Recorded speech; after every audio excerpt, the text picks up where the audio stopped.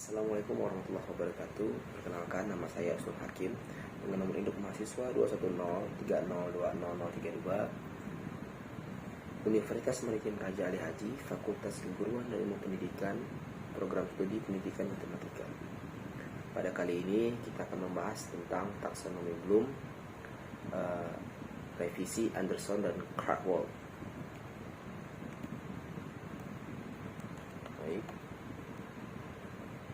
Nah, sebelum kita membahas tentang revisi taksonomi Bloom, kita harus membahas dulu tentang taksonomi Bloomnya. Nah, taksonomi Bloom ini berangkat dari pemikiran seorang psikolog pendidikan, yaitu Benjamin S. Bloom tahun 1956, yang membentuk pemikiran pendidikan pada level yang lebih tinggi, yaitu menganalisa dan mengevaluasi konsep,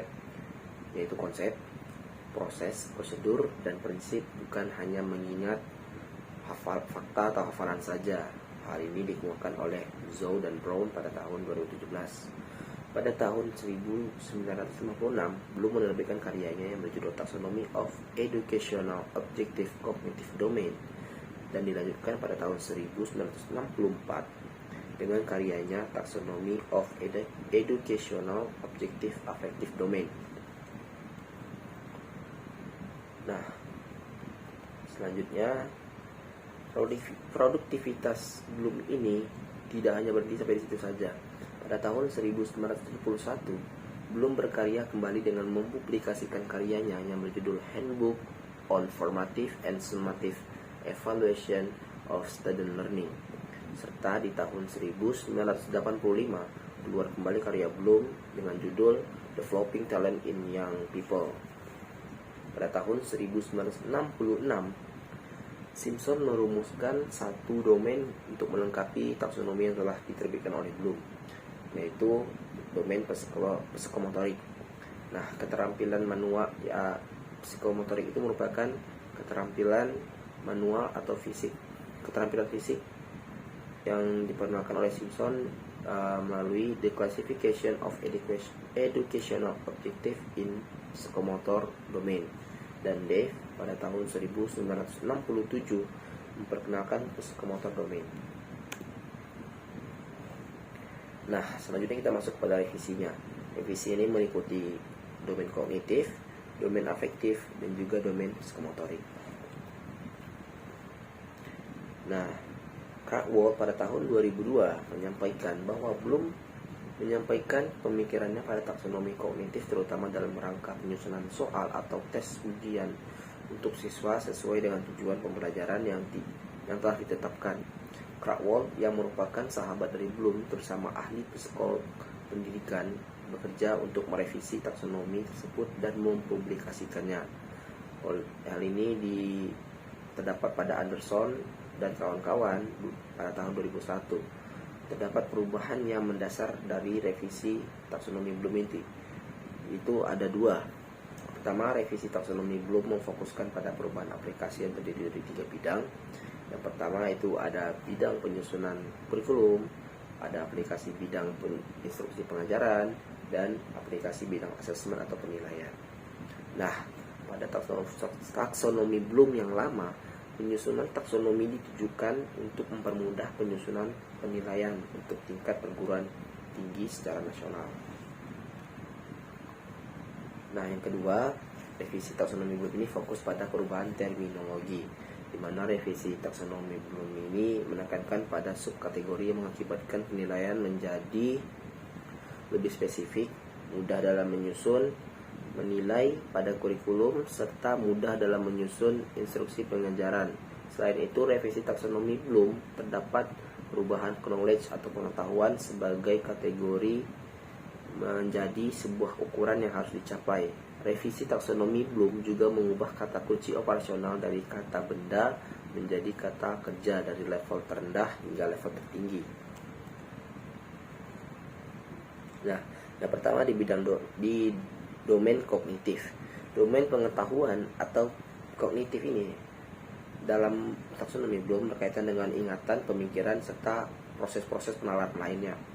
Nah, adapun yang diubah atau direvisi dari domain kognitif ini oleh Anderson pada tahun 2001 adalah Nah, dapat dilihat pada tabel 1 ini bahwa C1, C2, C3, C4 hingga C6 pada taksonomi belum lama itu merupakan pengetahuan, pemahaman, aplikasi, analisis, sintesis, dan evaluasi.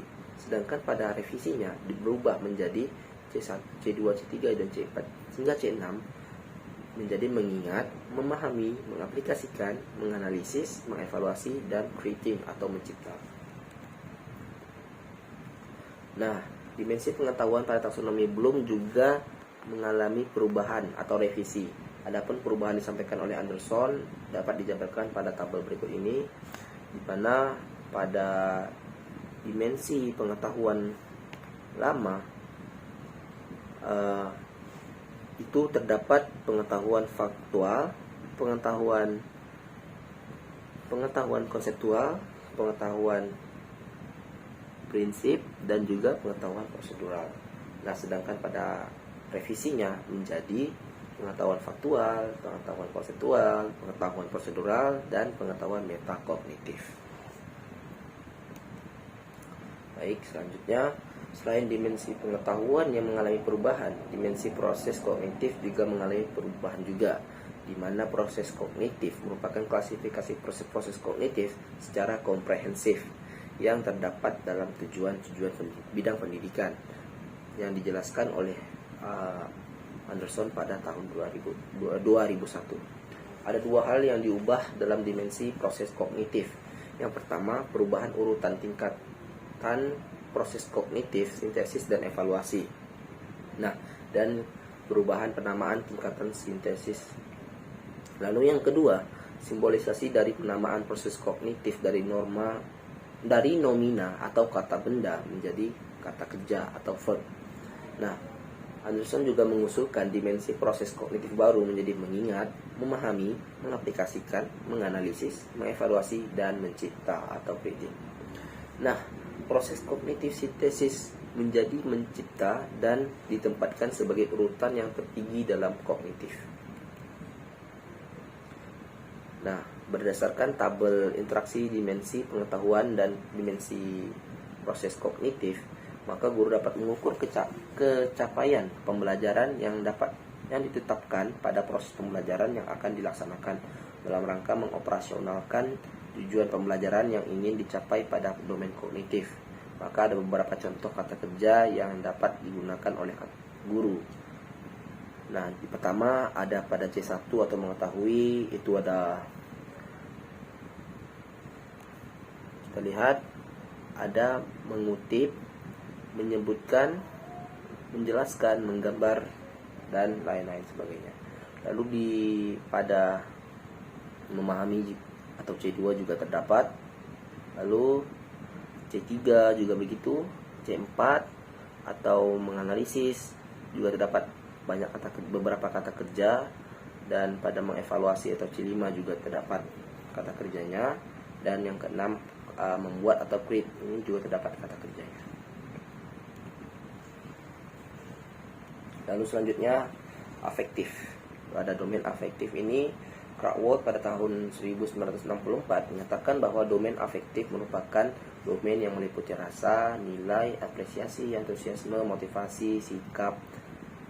Nah, kompetensi siswa mencerminkan afeksi yang baik dapat terlihat dari sikap pendewasaan yang sesuai dengan usia dan perkembangan siswa, dan tercermin pada perilaku attitude sehari-hari pada proses pembelajaran baik di kelas maupun di luar kelas. Nah, kemampuan afektif ini khususnya sikap dari mahasiswa dapat diketahui kecenderungan perubahan dan perkembangannya dengan mendasar pada jenis-jenis kategori domain afektif seperti yang dikemukakan Krathwohl, yaitu tingkat menerima, yang kedua tingkat menanggapi, yang ketiga tingkat menghargai, yang keempat tingkat menghayati, dan yang kelima tingkat mengamalkan. Nah, Krathwohl juga menyampaikan tentang level domain sebagai berikut. Yang pertama dapat kita lihat pada bagian ini. Yang pertama itu kita lihat di bawah, menerima fenomena. Yang kedua menanggapi atau merespon fenomena. Yang ketiga itu menghargai. Lalu yang keempat itu ada pengorganisasian, dan yang kelima tertinggi itu ada internalisasi. nilai atau pengaplikasian atau pengamalannya. Nah, lalu selanjutnya pada domain psikomotorik. Taksonomi Bloom ini awalnya hanya terdiri dari kognitif dan afektif. Lalu sedangkan psikomotorik ini tercetus oleh pemikiran Simpson pada tahun 1966 yang menyatakan bahwa kemampuan psikomotorik ini berkait dengan fisik, koordinasi, dan penggunaan bidang keterampilan motorik yang harus dilatih secara terus-menerus dan diukur dari segi kecepatan, presisi, jarak, prosedur, atau teknik dalam eksekusinya. Nah, Simpson pada tahun 1972 menyampaikan terdapat 7 aktivitas untuk mengkategorikan psikomotorik ini.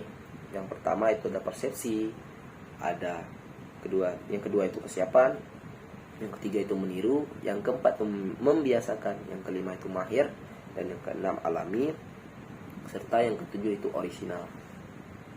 Nah, ada beberapa contoh kegiatan yang termasuk ke dalam kategori domain psikomotorik ini, seperti mendemonstrasikan, memerankan, melakukan, menggunakan alat, mempresentasikan, membuat produk 2 atau 3 dimensi, dan ketujuh merangkai dan juga serta memodifikasi.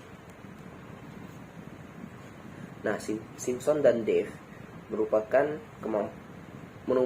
kemampuan psikomotor ini lebih kepada kemampuan konkret, sedangkan juga pada kenyataannya juga terdapat psikomotor ini juga terdapat sifat abstraknya, yaitu seperti menulis, membaca, menghitung, menggambar, mengarang di bidang bahasa, sosial dan agama, dan yang kurang melibatkan fisik, motorik dan kinestetik, serta lebih banyak melibatkan abstraksi, inovasi dan kreativitas. Hal ini diungkapkan oleh Dyer dan kawan-kawan pada tahun 2011. Nah, Simpson dan Dave dan juga Dyer mengoperasionalkan tujuan pembelajaran yang ingin dicapai pada domain psikomotor, sehingga ada beberapa contoh kata kerja yang dapat digunakan oleh guru. Nah, pada psikomotor konkret itu ada meniru, membiasakan, memahir, alami, dan juga orisinal. Sedangkan pada kata kerja operasionalnya yang psikomotor abstrak ada mengamati, menanya, mencoba, menalar, serta mengkomunikasikan. Masing-masing pada mereka terdapat kata kerja masing-masing. Nah, selanjutnya sampai kepada kesimpulan. Saat ini perkembangan ilmu pengetahuan dan teknologi melalui era revolusi industri 4.0 menuntut siswa tidak hanya sampai pada evaluasi, tapi dituntut dan didorong agar sampai kepada kemampuan creating atau mencipta yang tercetus dalam domain kognitif tadi.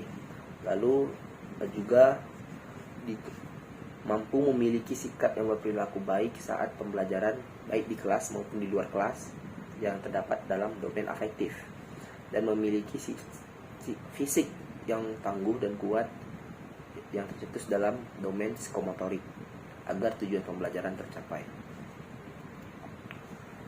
Nah, baik, hanya itu penjelasan saya mengenai taksonomi Bloom revisi Anderson dan Krathwohl. Mohon maaf apabila terdapat kesalahan penyebutan. Sekian dari saya. Wabillahi taufiq wal hidayah. Wassalamualaikum warahmatullahi wabarakatuh.